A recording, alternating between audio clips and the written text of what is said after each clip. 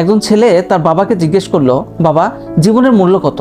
বাবা তখন ছেলেকে একটা চকচকে পাথর দিয়ে বলল, তুমি এটা বাজারে নিয়ে যাও, কেউ যদি দাম জিজ্ঞেস করে তাহলে শুধুমাত্র 2 আঙ্গুল দেখাবে। ছেলে পাথরটি নিয়ে বাজারে গেল। বাজারে যাওয়ার সাথে সাথে এক বৃদ্ধ বলল, পাথরের দাম কত? ছেলে তখন 2 আঙ্গুল দেখালো। বৃদ্ধ বলল, 20 টাকা, আমি এটা কিনতে চাই। তো তখন ছেলে বাবার কাছে আসলো। আসার পর বলল যে, বাবা, আমার 20 টাকা দাম বলেছে। তখন বাবা বলল যে, এই পাথরটা নিয়ে তুমি এবার জাদুঘরে যাও। তো জাদুঘরে যাওয়ার পরে জাদুঘর থেকে বলল, এটার দাম কত? তখন সে 2 আঙ্গুল দেখালো। সাথে সাথে জাদুঘর থেকে বলল যে, 2 লাখ টাকা, আমি এখনই কিনতে চাই। ছেলে আবার বাবার কাছে ফিরে আসলো। আসার পর বললো যে, বাবা, এবার আমার দাম তো 2 লাখ টাকা বলেছে এটার দাম।